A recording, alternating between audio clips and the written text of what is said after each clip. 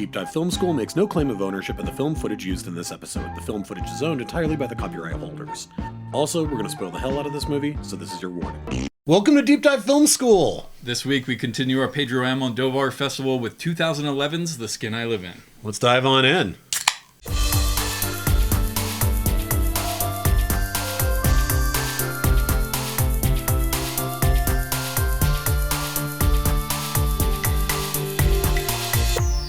All right, everybody, I'm Adam Sherlock. And I'm Adam Palter. And if you like what you see / hear, please like and subscribe. You can find us in all the spaces and places that people find good media, Palter. I heard that. Yeah, that's what they're saying out on the streets. You should do it. Like and subscribe. like and subscribe. So this is the third installment of our Pedro Almodóvar Festival. Yeah, what are you thinking so far? Man. Seriously. Wow. Oh, dude. I'm... You know, it's always been kind of tinging at me that, hey, I need to know more about this guy. So I'm so happy we're doing this festival. Yeah. And I hope you feel the same way because it's completely fascinating. It's been kind of one of those kind of eye-opening directors that was always out there that we knew about, but like you can really see his effect on film and film history. Oh my God. As we do this, even though he has a huge catalog of movies, and we're only doing 4 of them. Yeah. Next week we're doing Tie Me Up, Tie Me Down, his movie from '89, I believe. Yeah. And so we're going to get some older stuff in there as well. But this is the newest one. I mean, I think this is his newest film. Newest that we've done. I mean, out of the festival. Sure. I think his newest was maybe in 20. He did Pain and Glory. Yeah, which I want to say was like 2017. Yeah. Anyways, so really happy we're doing this. Like, I'm excited to talk about this movie next week. I'm excited to talk about that one as well. This one might be his most beautiful movie. It is incredible looking. I just want to start off by right off the bat by saying I thought I'd seen pretty much everything before, and clue. This movie surprised me. I will truly yes, strange and original, and I just. I knew he went to dark places a la Haneke, Michael Haneke to a degree, but this one he went a next level. Yes. And after Voltaire, which was really uplifting, sweet, funny movie. Yes. I wasn't necessarily prepared for what I was about to watch here. And whoa, does it get strange, and whoa, does it get powerful, but I don't know. Tell me, this is the one you have seen. No. I had not seen. No. Tie Me Up, Tie Me Down is the one I had seen. Oh, okay. No, yeah, I had never seen this. I've been wanting to see this. Oh, interesting. Okay, I knew so you're going in blind. I went in blind too. Excellent. Let's get into it. Give me your impressions. Good God, where to start? I guess where I would start is by saying, this shouldn't work. This shouldn't work on any level. This should have failed so spectacularly, and it could have. And I feel like it could have failed by becoming one of two things: either one, so over the top and campy that it almost feels like a John Waters film that's just trying to gross you out or be obnoxious. It's funny you say John Waters because it's a scene we didn't talk about and talk to her. Where they come out of the vagina in the like the little short film, and I totally thought of John Waters during that scene. Yeah, so it's funny you say that. Well, and we'll talk about that more. I think we never brought it up in the review. No. But I'm surprised we didn't. And it's funny that you mentioned that because I was going to bring it up in our review for Tie Me Up, Tie Me Down. But, okay. Yes. So, but yeah. So this like John Watersy level of like camp and cheese where you start rolling your eyes because you're like, I don't know what the hell's going on. It could have gone that way, or what if you read the synopsis, you think that it could go in the direction of is something like fucking Human Centipede, where it's like it's so abhorrent and gross that you're mad at the director. Yep. And instead, I don't think he cares. Well, he doesn't care. But secondly, instead, he still manages to imbue beauty and heartache and longing, tragedy, humanity, even to our most disgusting characters. Mm-hmm. He still manages to give them some weird levels of humanity. A little bit. Well, but I mean, I guess what I'm saying is they're complex, right? There is no mustache twirling. I guess I'm thinking of the men. and there's not a lot of humanity there. But I think even with those men, as we learn more about them, we're getting more context that does not make them into these mustache-twirling villains. They're very complex characters. And that, again, he has taken, as a director, this huge step back from any moral judgment on anyone in his film, which is why it works in its own really weird way. Yeah. I kept thinking about that quote that I talked about when we did Talk to Her, where he's like, that's not to me, that's not the purpose of being a filmmaker. It isn't to pass moral judgment on these characters. Let's have these characters play out their lives and let's watch and let's document. And one of the most amazing things he does here, and he does it a bit in Talk to Her, and he does it a ton in Volver, is the movie starts and we have all these characters, and their characters are strange, and they're acting strangely, and we don't know why. And events continue to happen, and people are saying things to one another, and we can take it all in, but we don't know what all of it means. No, like 40 minutes into the movie, there was so much going on. Yeah. And then they introduced more characters. Yes. And I'm like, wait, hold on. What's going on with these people over here? Like, what are we doing? But then what we realize is that the arc of the story is not linear, where it's, characters climbing the mountain and then getting to the climax. It's that we've started halfway through and we go along, and then when these two characters that we have here, our main two characters, Antonio Banderas and Elena Anya. Yes, so Robert and Vera. Yeah. And all these horrible things have happened, and we get to this moment where Robert and Vera are in bed together. He makes her a promise that he will let her just live her life, and she makes a promise to stay with him. Mm-hmm. And the two go to sleep, and they go to sleep, and they both have dreams, and the dreams turn into flashbacks, and our storyline goes from linear, and it curls around this way, and it curls around this way, and it is such a strange movie. And I completely agree with you that I thought I had seen everything.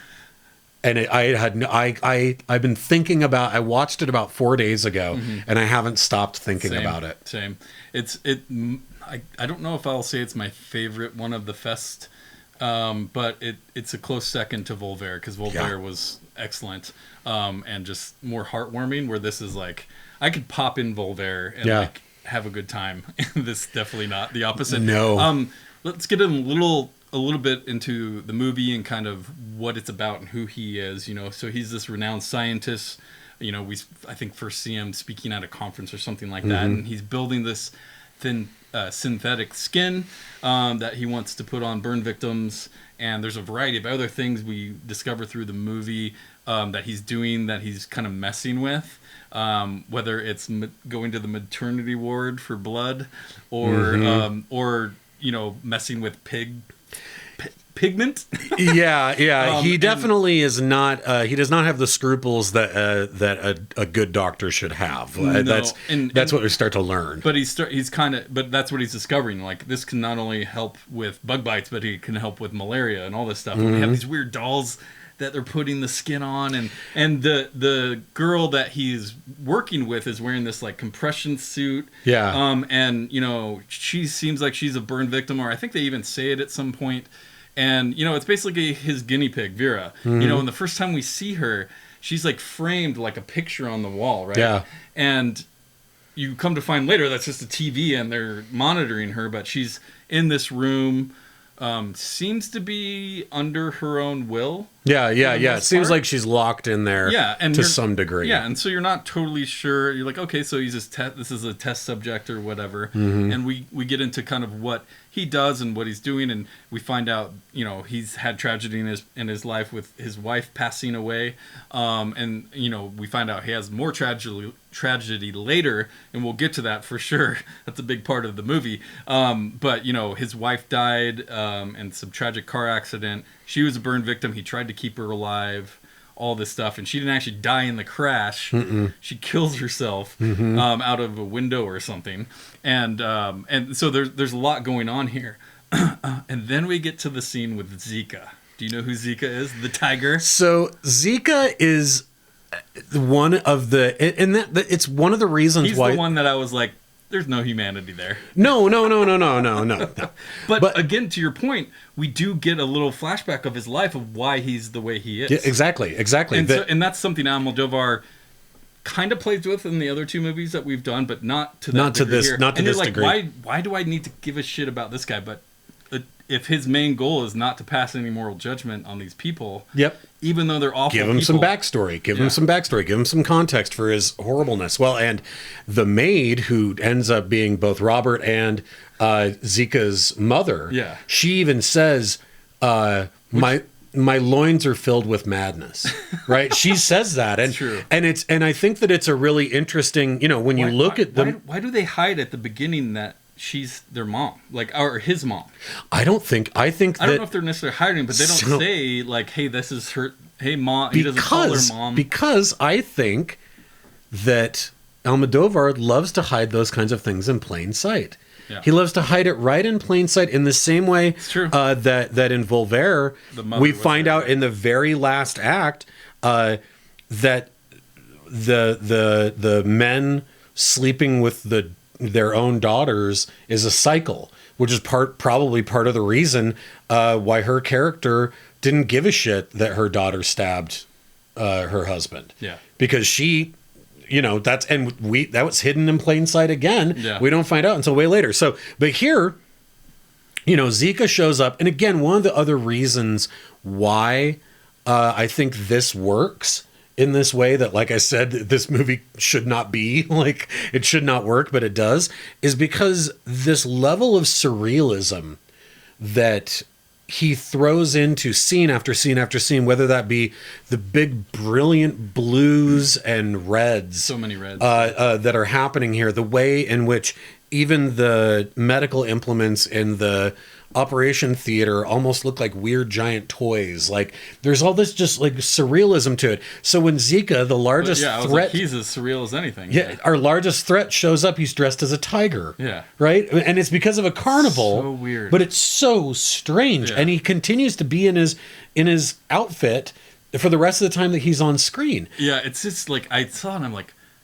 first off, who the fuck is this guy? Yeah. And secondly, like, what a weird choice to introduce a character as. And then where it goes, like, even the birthmark on his butt, like, like mooning the camera on the doorbell or whatever. To be like, look, it's me. Yeah. And I would say to your point of humanity, he's a jewel thief too. Yeah, he's a jewel thief. I know, right? He's got a huge scar on his face. That's why he shows up because he wants Robert. I know, he wants he wants Robert to operate on him.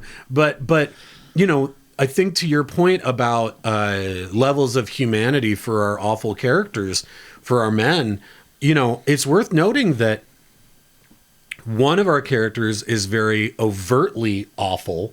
Right? Zika shows up, he's dressed like a predator, and one of the very first things he does is rape one of our other main characters, right?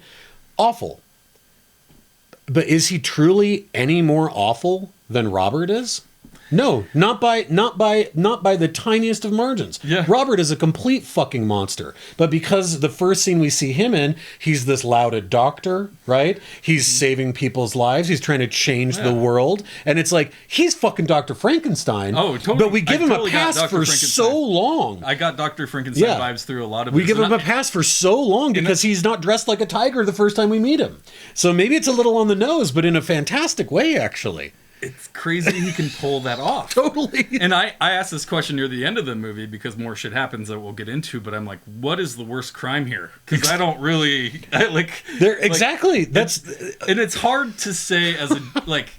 it's a little hard to believe as a director. Like, it's easy to say, like, oh yeah, don't pass judgment on moral judgment on these people, but like then he makes the people some awful, abhorrent people, right? And so it's like pushing you to the limits as an audience member to try and do both, and your mind can't handle that. So I remember, this might seem a little weird, but and this is not any kind of passing political judgment in any way, but I just remember a quote from when Barack Obama was running for president. And the interviewer said, why would you want to be president when things are so fucking bad? Like we're in this endless war in the Middle East where, the housing market has crashed. Like all these things are horrible. And he's like, well, I think if anybody worth their salt, this is when they would want to be president, right? Is when shit's really bad. That kind of is what I think about Almodóvar, and like, to be a great director, you want subject matter like this, where you're like, can I pull it off? This is scaring the shit out of me. This is not easy. Whereas a lot of people who are directors, they're like, yeah, I'll do the Mr. Rogers movie.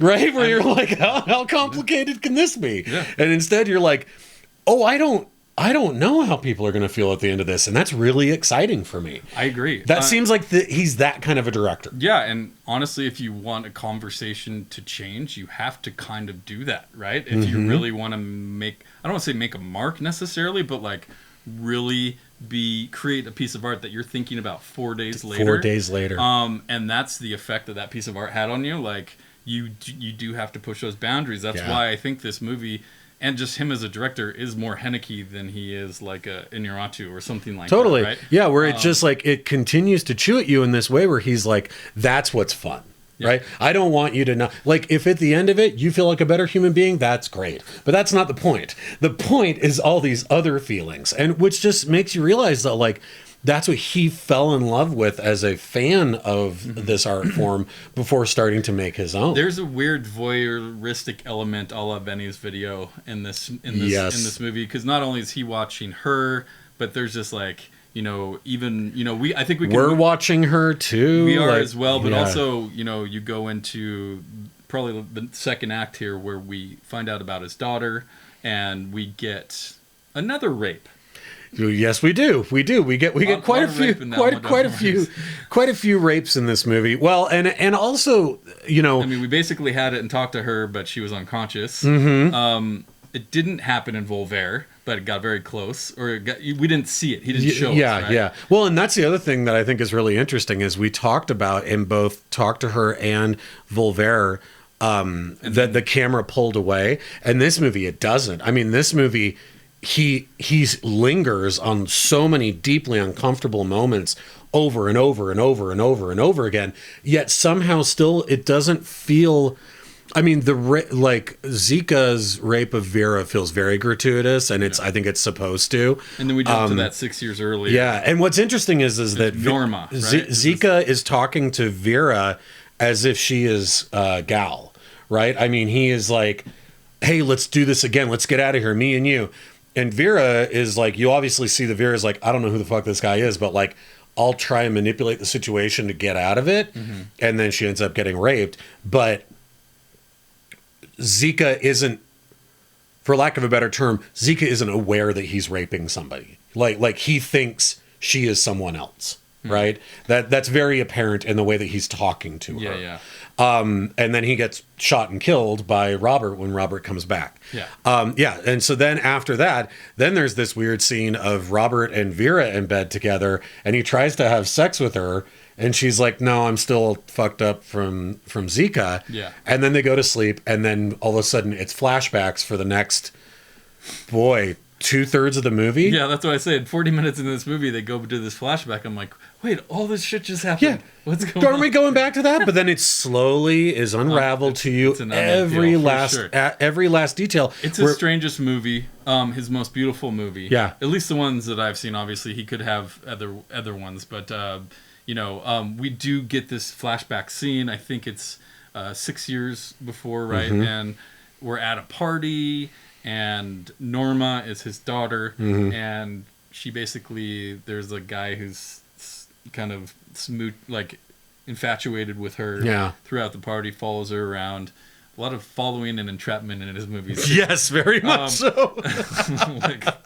Just saying. Again, the men are not the greatest characters in his movies. No. I mean, like, can you name one that has been?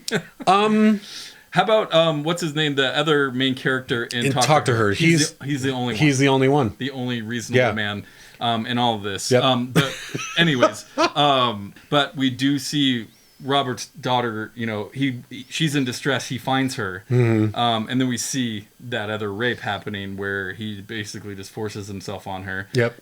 She wakes up out of, whatever, being knocked out or whatever it is, and associates him with the rape because that's Robert with Robert, the rape. her Yes, dad, her dad, who finds her and wants to help her, and she's in distress. She has, they're doing neurological research, all of this stuff. And she's like hiding in the closet. Yeah, the doctor says literally any man coming near her she can't handle.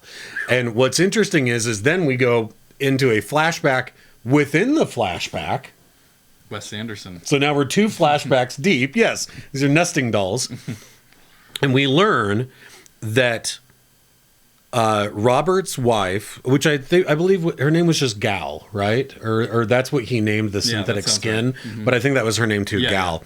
And that she had ran away with Zika, and then they got into a car accident. Zika was fine. He got that big scar on his face, but she was burned alive. And Robert rescued her, brings her back home, takes all of the mirrors out of the house. That's right, yeah. And starts working on this synthetic skin, right? Now, what's interesting to note is that it's actually, there's a song that is playing that the daughter is listening to down in the yard on her radio. Mm-hmm. And it's while listening to that song that the mother opens the door, catches an actual reflection of what she looks like now, and flings herself over the balcony. That's right. That song that's playing on the radio is playing inside at the wedding party when, is his name Victor? Vincent. When Vincent, it starts off consensual. Vincent and the daughter, Norma, are getting it on. That song starts playing, and that's the thing. And that's when she goes into this fugue state and starts freaking out. Yeah. And that's when he's like, oh, and he socks her and knocks her out and puts her clothes back on and boogies, right? So Gal dies, and Robert becomes obsessed with trying to create this synthetic skin.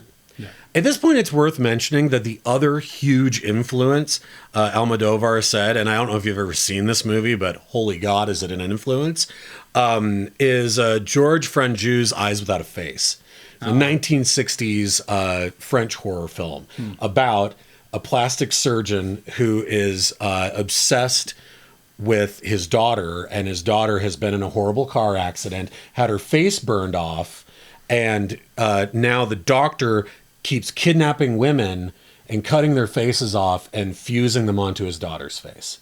And she spends most of the movie walking around with this white mask on over her face, and you can just see her eyes. Similar, lots of pretty close. Yep, I could see it. But again, like, for Almodóvar to be like, well, I'm going to make a horror movie, and here's what it's going to be about. And here's the problem, or not the problem, but here's the amazing part, people. We haven't even gotten to the fucked up part yet. No. We haven't. Would you like to take over from here? Well, so, I mean, he essentially, Norma kills herself. Yes. And so tragedy number 2 in his life, after he'd been bored by madness, I guess, from the loins of his mother. Yes. He captures Vincent. Yep. And runs him off the road on his motorcycle. Yeah. And Vincent doesn't seem like the most, Vincent seems like a shithead. Yeah. At worst. And yeah, he definitely is having sex with a girl, and then when she starts freaking out, he does punch her and knocks her out. Yeah. Pretty awful. Yeah. But maybe not as awful as the revenge. Yeah, yeah, that's revenge. He captures him, knocks him off the road, holds him responsible, and operates on him. Yes. Gives him a vaginoplasty.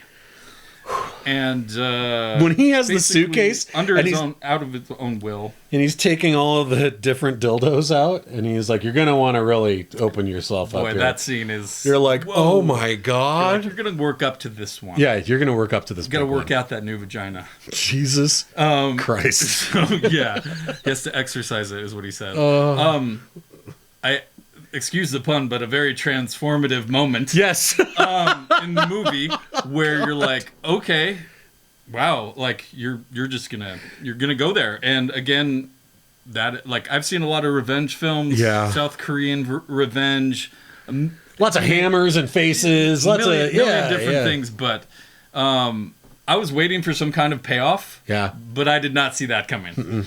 And so once he does that, we slowly find out that Vera is Vincent. Yep.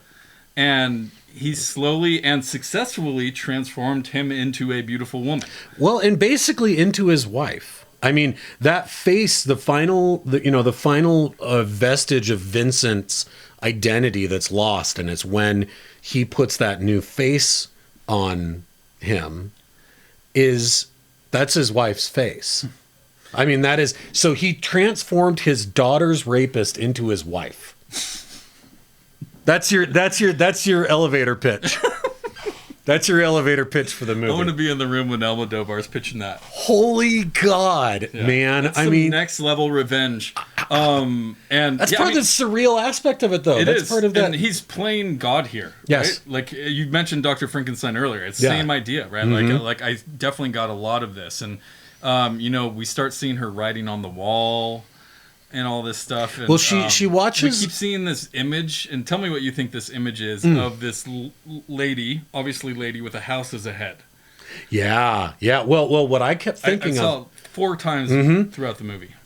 There's the moment where she's watching a yoga program, and the woman that's doing the yoga moves says, "There is a place inside you where you can hide yourself and no one can touch you there and no one can change you there." And she's talking in this metaphysical way.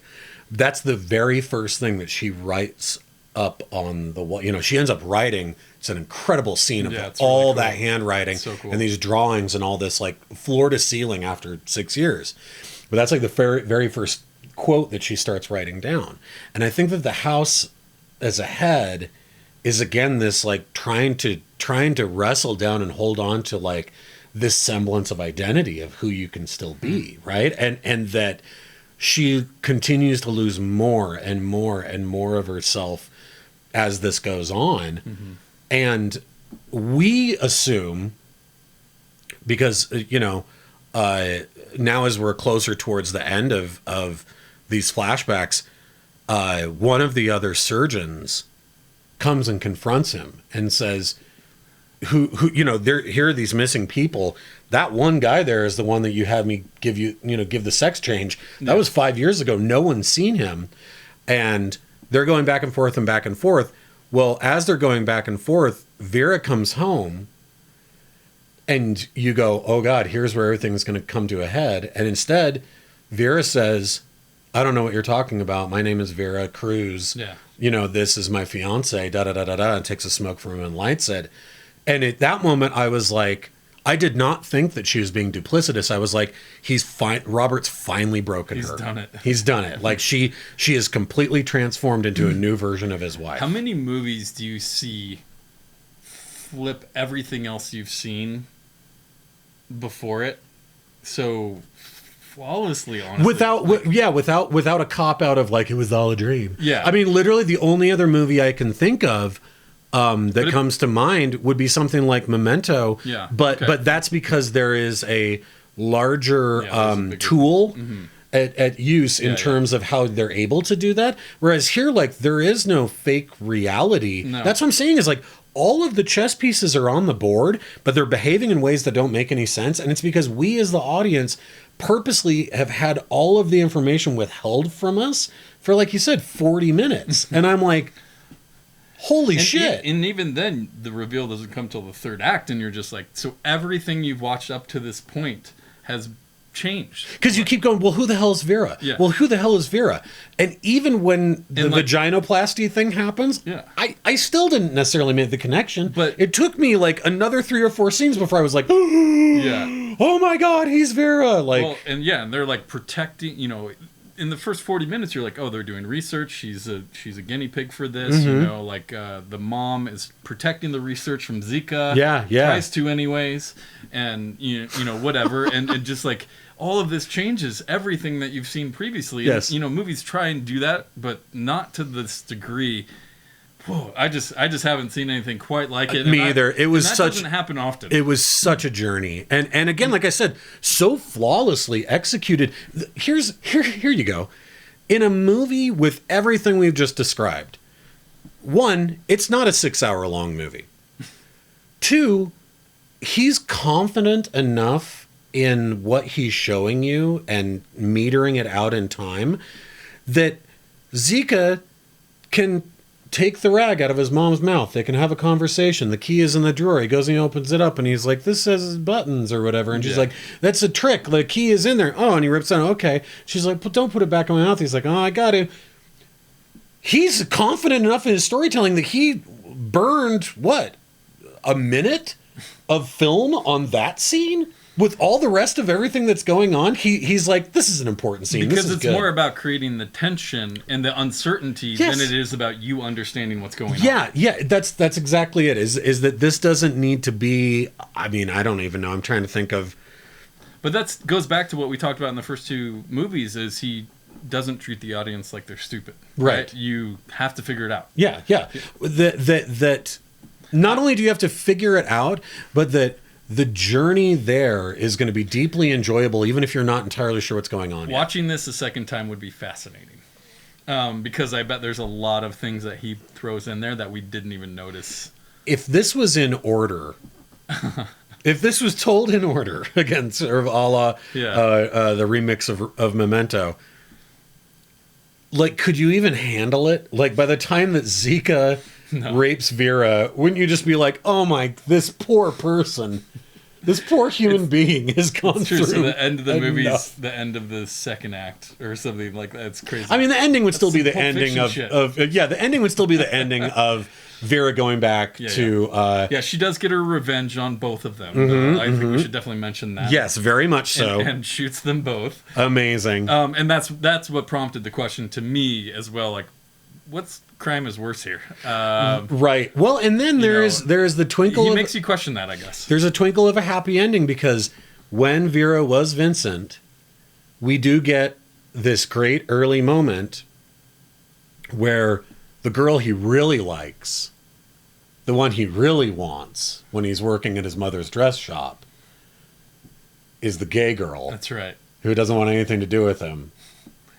And at the end, without ticking a box and being like, there's a little bit of a hint of like, you had to go through hell and back, but you might get what you want now, because you are a smoking hot woman now, Vincent. And there might be a good happy ending there. We they get might that be at one. the end of Talk to Her as well. We do. I know there is just a tiny glimmer, just a little bit. Yeah, just so the first 2 movies were amazing, and I enjoyed both of them immensely. And just weird, he's got this weird style, this really heavy-handed. He likes the devious plot twists, and like stuff like that. Big twists. There's a lot of stuff that goes into what he's talking about, but. I was like, wow, this guy's really good. And this movie, although it's probably not my favorite because I enjoyed Voltaire so much, that this put him on a pedestal for me. Yeah. As far as like, whoa, you can pull that off, and even the other 2 movies being able to do that, and those are 3 different movies, very different movies. Yeah. And he's able to pull that off, but this one was next level for me. That's what I'm saying. Is like the other 2, I had by the end of Voltaire, I had fallen completely in love with Almodóvar. Yeah.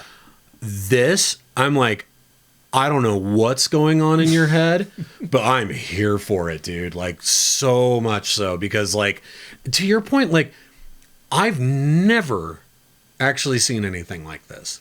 I said that to my wife the next day. I'm like, because she was really wrapped up into it, but ended up falling asleep, and I was like, that movie went some places. Yeah. Like I thought I'd seen everything.